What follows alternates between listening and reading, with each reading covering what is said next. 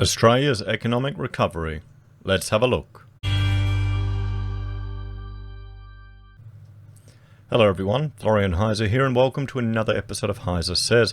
Grab your stein of coffee, let's have a look at this news.com.au article written by Jason Murphy, where he's suggesting that the coronavirus crisis could leave Australia better off than many other nations. So our economy has been ridiculed as unsophisticated, but Australia is proving resilient. Could we emerge from COVID better than other wealthy nations? So let's jump over to one of my favorite websites. This is the Observatory of Economic Complexity. And you can see here is Australia. Right here, we have an economic complexity of 79. Now, that is to do with our importing and exporting capabilities. Really, what Australia manufactures and exports. We're a quarry for the world. Okay, just accept it. That's the reality, guys. We export raw materials. Most of our products and manufactured goods are all imported. We, teach people from overseas. We're a tourist destination. We buy houses and we serve coffee. That's Australia. Now, looking at this map, you can see which other countries. We're ranked 72 in the world, 72nd. New Zealand is more economically complex than us. They're 49th in the world. This is why I would argue that New Zealand needs to join the Federation. They can be another proud state of Australia. We'd have you in an instant, guys. There's already a lot of your citizens over here, so it'll all be good. We've got all set up in Canberra. But enough from the jokes. Indonesia is 74th in the world. They're only 2 points less complex than Australia. India is 42nd, much more complex. You've got here Thailand, 28th in the world, everyone. A lot of Asian countries. China, 29th. You've got Burma is 121. Much worse. Pakistan, 101. Afghanistan, 110. But Uzbekistan, 88. And Kazakhstan at 70 in the world. They have a more advanced economy than us in Australia. All of the former Soviet countries. Ukraine, 44. Belarus, 36. Lithuania, 31. We go to Africa. South Africa, 59th in the world. Most of South Africa is less complex than us. You've got Egypt at 73rd. So just slightly less complex than Australia, everyone. Okay? We go over Brazil, 41 in the world. Argentina, 58. Venezuela, 95. And Colombia, 56. So a lot of South American countries, the big ones, have got more advanced and more complex economies than Australia. So just keep that in mind when people trying to argue for manufacturing in Australia.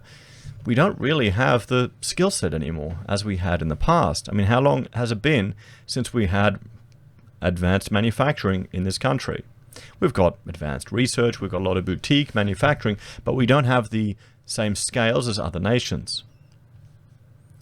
But let's have a look at Jason's argument that we could be better off moving forward. So congratulations, Australia. You've managed this pandemic okay, quite well in fact. We've had very few cases compared to other wealthy countries, and our lockdowns have, in most states, worked beautifully. The upside is our economy has shrunk a lot less than most other countries, as this chart shows. I mean, there you go. There's India, negative 25. So who's doing better than us? Hong Kong, South Korea, Taiwan, Vietnam, and China. It just shows you perhaps it's got more to do with the region that we're in and the fact that China has a whole lot of demand for our natural resources. There's only a handful of countries that have done better than us. China, South Korea, and a few others. Down the other end of the spectrum are Spain, the UK, France. We're outperforming them by miles. A recession, yes, but not nearly as deep as the rest of the world is getting. We've even done better than New Zealand so far. Better than Sweden too. And our outlook is much nicer. Summer is coming here, but Europe and the US are sliding into winter with high levels of the virus in the community already. We can dream of a vaccine before next winter, but they can't. And that is a very good point. Because coming into winter, you are still going to have other impacts on the health system. Australia's situation is really quite a sweet spot. Our most recent unemployment numbers were much better than expected, and Commonwealth Bank upgraded its GDP forecast for the whole year. We're now likely to see the economy shrink by just 3.3% overall this year. Yes, okay, unemployment numbers have been better than expected, but a significant proportion of that was in one-person businesses. So more people stepping up and trying something, which is good, which is encouraging. Maybe we will look back on this. We will look back on this as the moment that Australia rediscovered our entrepreneurial spirit, that we all stepped up as a people and people started taking more initiative, people started creating, people started becoming business people. And then the Overton window slowly shifted, and the political talk of being taken care of in nanny states was railed against by Australians, and we became a more free and liberty-focused society. I can dream, can't I? I can. You never know. If people start paying their own taxes and not having someone else pay it for them and manage it for them, that's going to affect you politically. I don't care what you say. You get hardened a little bit, and you start to become, shall we say, a little more appreciative of holding on to your own money if it's in your hands first. It's funny that, isn't it? Australia was already close to being the richest country in the world, which seems funny, doesn't it? There's such a disparity between the haves and have-nots in Australia. That's the big problem. And, I mean, are we rich? What are we rich in? Houses? In property? I mean, and that bubble's gonna is that bubble gonna burst? Are people begging and waiting and hoping for it to fall? And will they let it? So as the next graph show, there are only two real big countries that are wealthier than we are, Germany and the US of A. And I mean, you can't compare Australia to the economic complexity of those countries. Our population is more in line with some of the smaller ones. Is Australia really a big country, guys?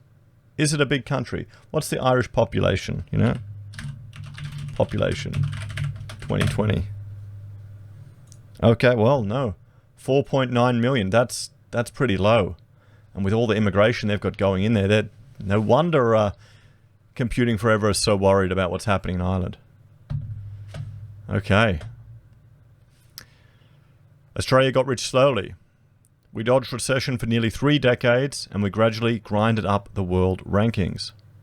Now, once again, we look like avoiding the worst of things and coming out of this looking better again. It seems likely the events of 2020 will leave us even closer to the top of the charts. Macau is the richest country in the world, according to the World Bank data. The average citizen has almost $130,000 to play with each year, but it might be knocked off its perch for a while. Not because it mishandled the pandemic. No, it had only 46 cases. The problem is Macau, its whole economy is based on Chinese tourism. According to the Economist Intelligence Unit, a consultancy company, Macau's economy is expected to shrink by an astonishing 63% this year. And it was in recession even before the pandemic, ever since China cracked down on rich people gambling there. A couple of Middle Eastern countries ahead of us in the global standings have been ravaged by viral outbreaks. Qatar has had 123,000 coronavirus cases. That's 5 times as many cases as Australia, despite having a population the 10th of us.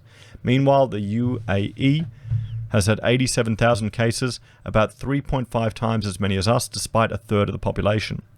UAE is the country containing the city monarchies of Dubai and Abu Dhabi.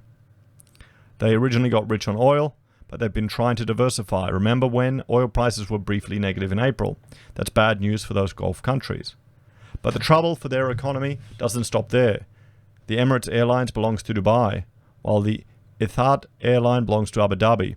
Their economy has been hit hugely by falls in travel. European countries have also been hit hard by the virus. Even though places like Norway have done very well, its economy is interlinked with places like France and the UK that have done rather badly. We may not overtake Ireland and Switzerland, but Belgium and Sweden and Germany are likely to ebb in the next few years. Australia gets a lot of criticism for not having a sophisticated economy. We dig things up, we educate foreigners, and we do real estate. And yeah, that's pretty much it. That's the criticism you hear. But it turns out that so long as you do these things well, what's important is avoiding deep recessions.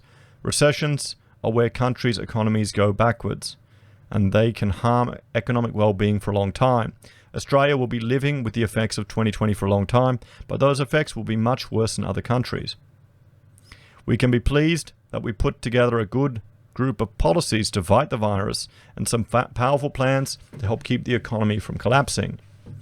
The policies the government announced at next month's budget, October 6, will help determine whether we keep grinding ahead or whether we fall behind.